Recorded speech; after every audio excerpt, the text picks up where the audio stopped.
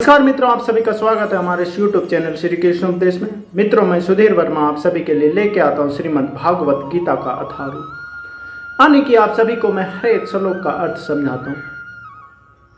मित्रों, आज हम जानेंगे योग अभ्यास, योगा नहीं योग अभ्यास, जिससे हम भगवान को जान सकते हैं, भगवान की शक्ति को पहचान सकते हैं, अपने इंद्रियों को जागृत कर सकते हैं।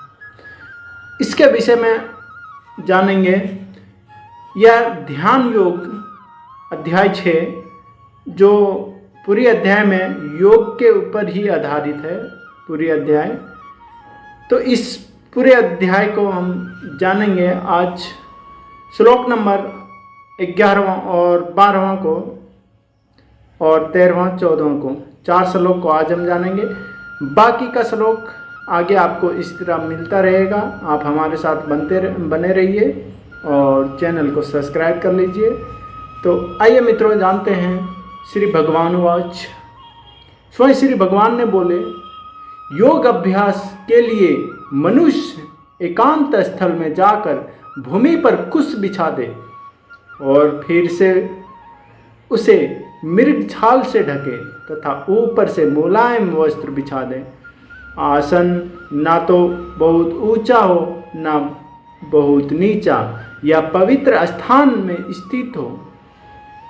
योगी को चाहिए कि इस पर दृढ़ता पूर्वक बैठ जाए और मन इंद्रियों तथा कर्मों को वश में करते हुए तथा मन को एक बिंदु पर स्थिर करके हृदय को शुद्ध करे।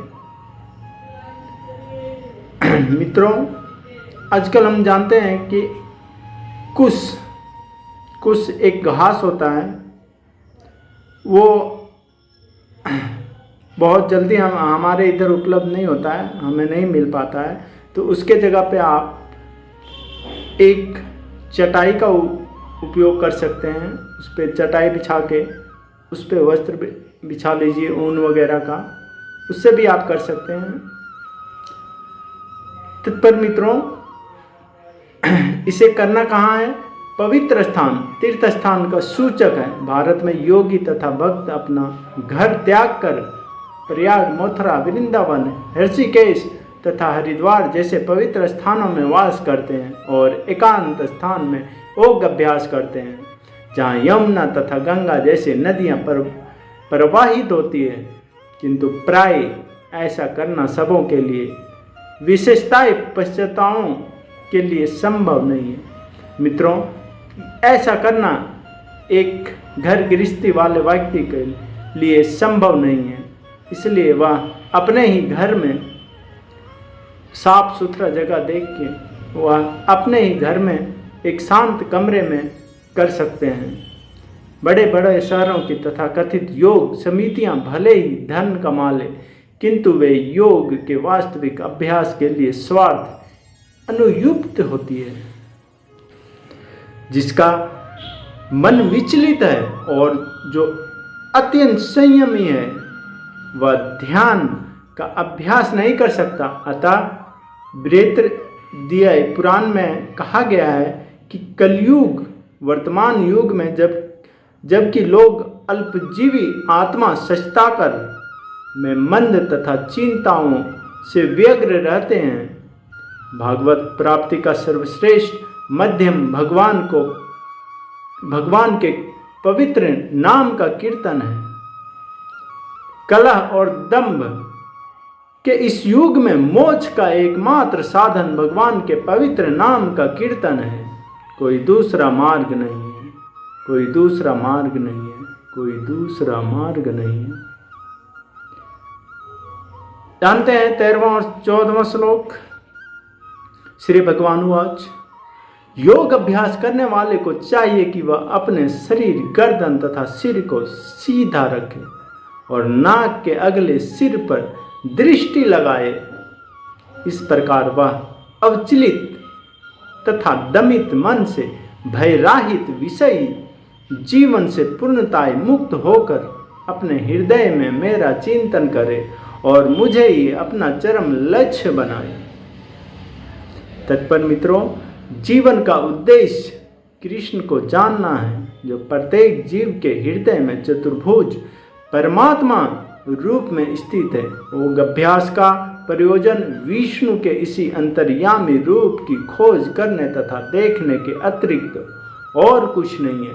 अंतर्यामी विष्णु मूर्ति प्रत्येक व्यक्ति के हृदय में निवास करने वाले कृष्ण का संवास रूप है, जो इस विष्णु मूर्ति की अनुभूति करने के अतिरिक्त किसी अन्य कपट योग में लगा रहता है, वह निस्संदेह अपने समय का अपव्यय करता है।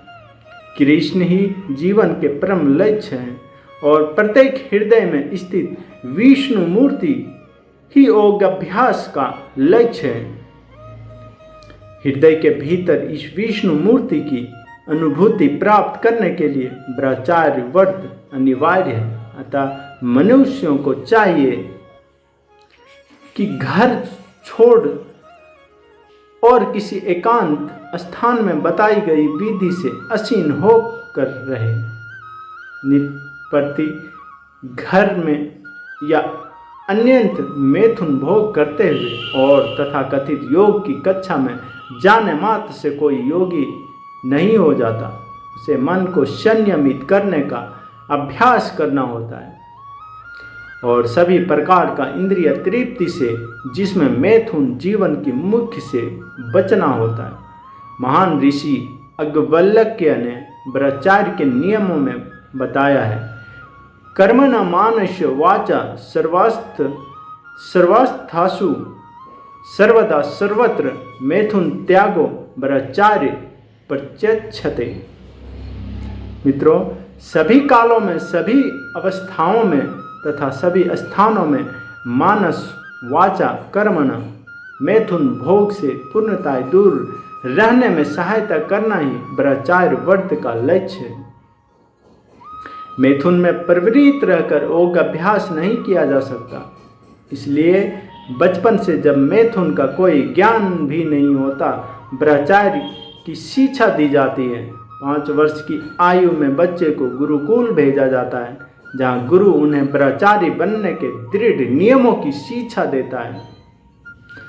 ऐसे अभ्यास के बिना किसी भी योग में उन्नति नहीं किया जा सकता, चाहे वह ध्यान योग हो या कि ज्ञान या भक्ति। किंतु जो व्यक्ति विवाहित जीवन के विधि विधान का पालन करता है और अपनी ही पत्नी से मैथुन संबंध रखता है, वह भी ब्रह्मचारी कहलाता है।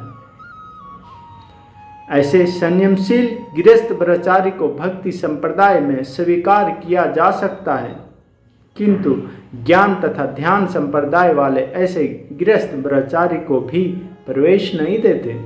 उनके लिए पूर्ण ब्रह्मचार्य अनिवार्य है। भक्ति संप्रदाय में गृहस्थ ब्रह्मचारी को संयमित मैथुन की अनुमति रहती है, क्योंकि भक्ति संप्रदाय इतना शक्तिशाली है कि भगवान की सेवा में लगे रहने से वह स्वयं ही मैथुन का आकर्षण त्याग देता है।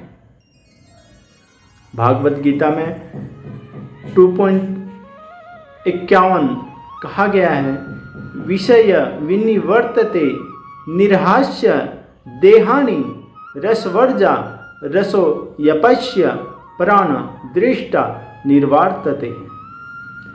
मित्रों, जहाँ अन्यों को विषय भोग से दूर रहने के लिए बाध्य किया जाता है, वहीं भागवत रस संवादन के कारण इंद्रिय तृप्ति से स्वयं विरक्त हो जाता है। भक्त को छोड़कर अन्य किसी को भी इस अनुपम रस का ज्ञान नहीं होता। विगत भी पूर्ण कृष्ण भावना भावित हुए बिना मनुष्य निर्भय नहीं हो सकता।